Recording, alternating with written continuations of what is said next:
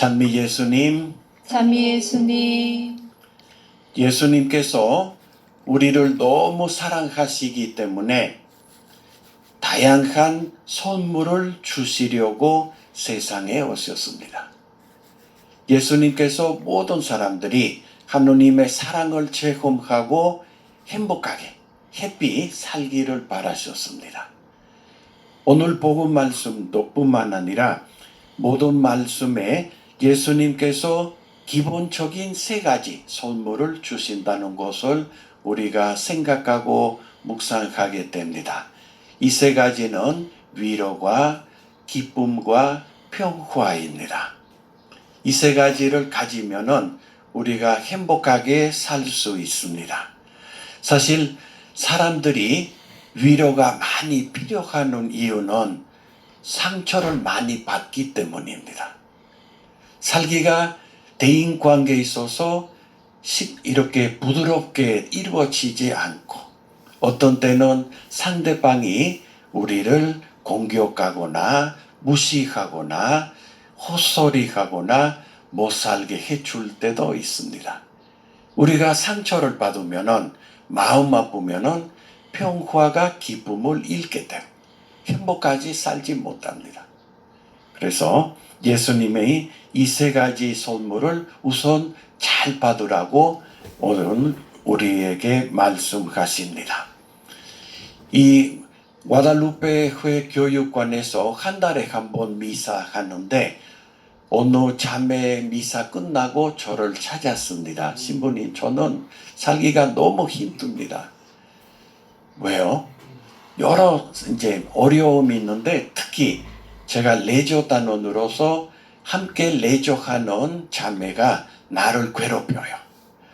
못 살게 해줘. 항상 따지고 삐지고 내가 실수할 때마다 야단도 치고 그래요. 그래서 그 자매를 제가 미워요. 보기 싫고 다시 레저하고 싶지 않아요. 어떻게 하면 좋겠느냐. 그래서 저는 우선 자매님이 치유를 받아야 돼요. 위로를 받아야 되고 자기 자신을 보호해야 됩니다. 왜냐하면 지금은 그 자매님이고 나중에 다른 사람도 될 수도 있어요. 그러나 본인 자신을 보호한다면 문제가 없습니다. 행복하게 살 수 있어요. 어떻게 해야 됩니까? 마치 비가 오면 무엇을 씁니까? 우산. 그러나 빗바람 오면은 어떻게 합니까? 우비도 쓰고 우산도 씁니다. 그러면 우비도 쓰시고 우산도 쓰세요. 그리고 아무 문제 없을 거예요.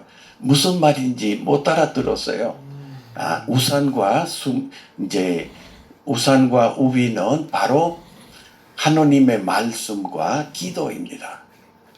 자매님은 하느님의 말씀을 묵상하시고 머릿속에 마음속에 간직한다면 그리고 기도로 자기 자신을 위해서 또 상대방을 위해서 기도한다면 바로 그것이 우비와 우산이 되는 것이고 상처를 못 받아요. 그리고 행복하게 살 수 있습니다. 한번 해보라고 했었거든요. 그 다음 달에는 다시 미사 끝나고 왔는데 햇빛 얼굴을 보여주면서 신부님 맞아요. 뭐 맞아요? 내가 우비와 우산을 쓰니까 괜찮대.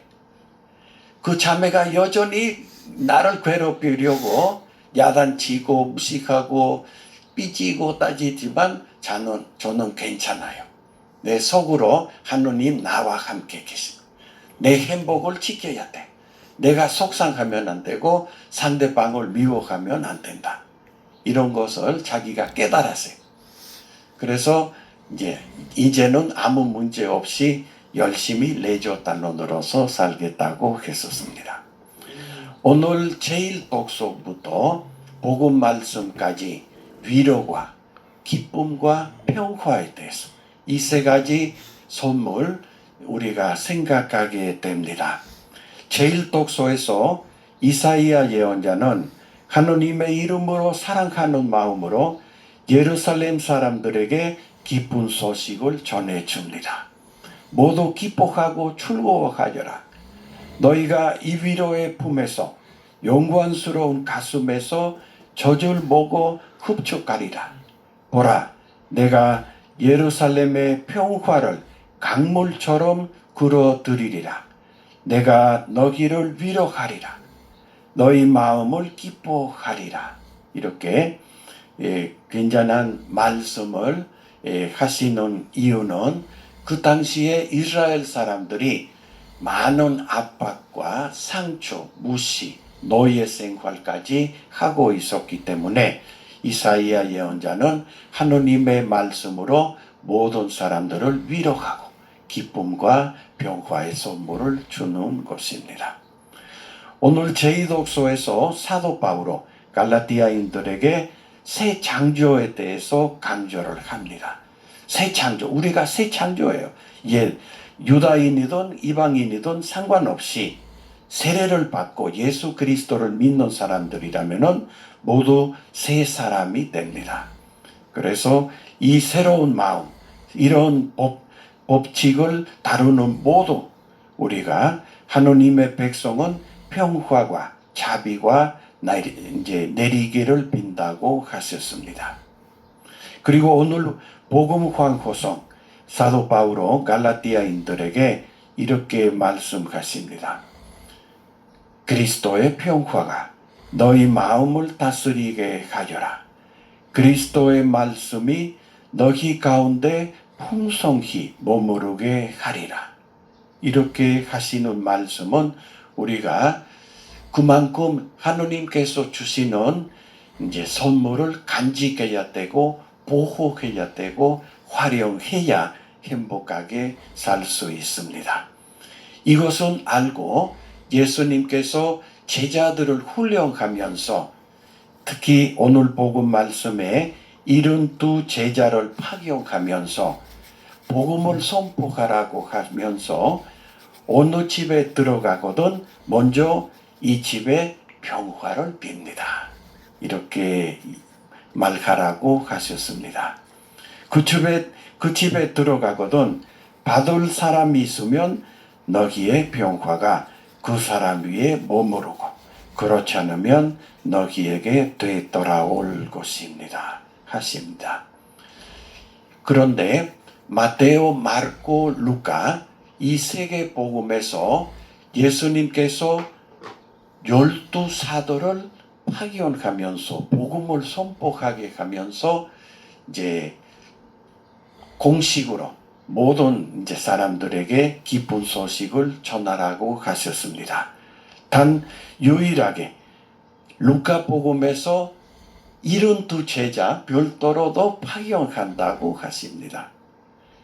이것은 왜 그럴까요? 그러니까 12사도라면은 저는 교황님과 주교님들과 신부님들, 즉 성직자들을 공식으로 복음을 선포하게 파견하는 걸로 생각합니다만 72명 제자들을 파견한다는 것은 세례받은 모든 사람들을 가리키고 있다고 생각합니다. 따라서 예수님께서 성직자든 평신도든 누구나 세례를 받았다면 기쁜 소식을 전해야 되고 예수님께서 주시려는 선물, 위로와 기쁨과 평화를 나눠야 된다는 것입니다. 그래서 매 미사 때마다 우리가 미사 간복을 받은 다음에 사제가 미사가 끝났으니 가서 복음을 선포하라고 우리를 초대합니다. 어느 미사 때 끝나고 한 분이 신부님 누구한테 가서 복음을 전해야 됩니까? 물어보는 거예요. 사실 어떤 때는 사람들이 가서 복음을 전하 누구한테? 대상자 정확하게 알아야 우리가 잘할 수 있거든요. 그러면 부모가 자녀들에게 복음을 선포해야 돼요. 친구가 친구들에게, 이웃이 이웃들에게, 직장인들은 직장인들에게 자기가 살고 있는 곳에 복음을 선포하고 이 세 가지 선물을 나눌 필요가 있습니다. 그러나 우선 우리가 이 선물을 받아야 돼. 예수님께서 주시려는 것을 우리가 받고 간직해야 나눌 수 있어요. 우리에게는 기쁨과 평화가 없으면 나눌 수 있어요? 못하죠. 우리가 그것을 받아야 돼요. 간직해야 되고 그리고 매일매일 빌어야 됩니다. 그래서 아침마다 저는 이야기를 해요. 기도하실 때 주님 오늘 제가 필요하는 위로와 기쁨과 평화를 주십시오. 그래야 저도 남에게 나눌 수 있습니다. 여기는 과달루페 외반성교회 교육관인데 제 뒤에 과달루페 성모님의 성화가 있습니다. 1531년 멕시코 땅에서 성모님이 발현하셨습니다.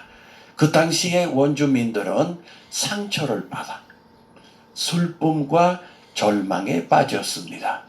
스페인 사람들로부터 침략 당했기 때문에 삶의 방향을 잃었습니다. 우울증 걸리고 자살하는 사람들이 너무 많았습니다.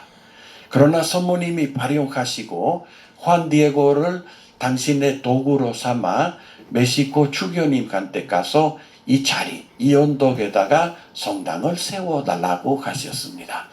이 성당에 드나드는 모든 사람들을 내가 위로해주고 그들의 아픔을 기꺼이 들어주고 치유해 주리라.